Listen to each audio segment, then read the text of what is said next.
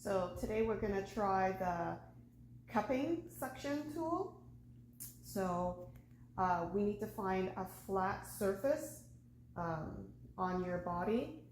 Please read the instructional pamphlet that comes with it that warns you what areas to avoid.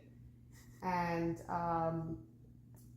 so right now we're selecting the upper left portion of under my shoulder, above like the shoulder blade area, because I'm experiencing pain there. So once we find a flat surface, we're gonna press the power button. So make sure it's fully charged. So now that the power button's on, I can feel that it's suctioning quite well, and now I feel it's tight enough. So he needs to, pause the suction. And if you want to add heat, you press the heat button.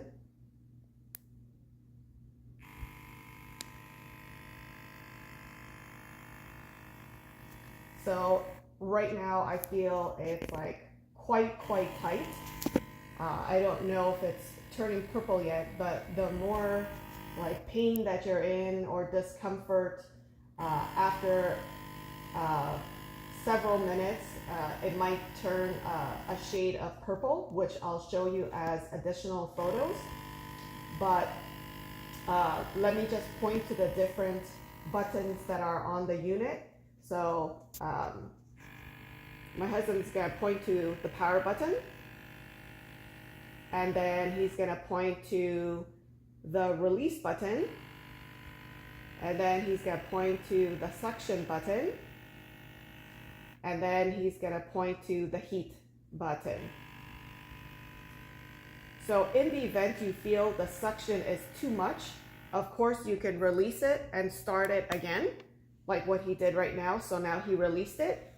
I don't know if there's any color already because it's barely been a minute. Is there any color? A little bit color. A little bit of color, okay. Put it back to the same circle. We're gonna put it to a tiny bit less suction because it was actually a little bit painful.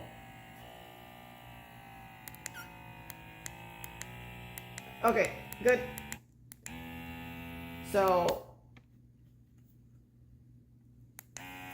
make sure that there's no hair in the way or clothing that would prevent it from obtaining a good suction.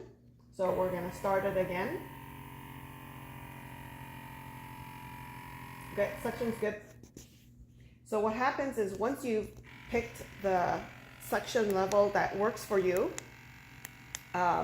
you can add heat, and what happens is the suction cup tightens and then slightly releases, then tightens back to the setting of suction that you set it at.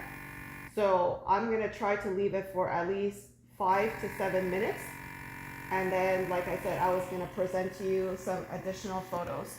So this tool is quite easy to use.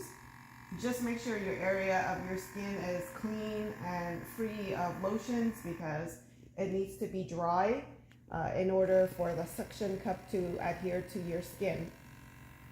So I don't know what the heat setting is right now, but I do sense light heat.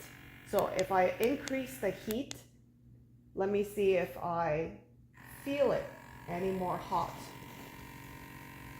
So one of the cons is there's function buttons, but there's no indicator buttons on, how strong is this suction level or how high is this heat. So you're just going to have to experience it by trial and error. So of course, if I'm working on something in front of me that I can access, I can use the cupping tool by myself.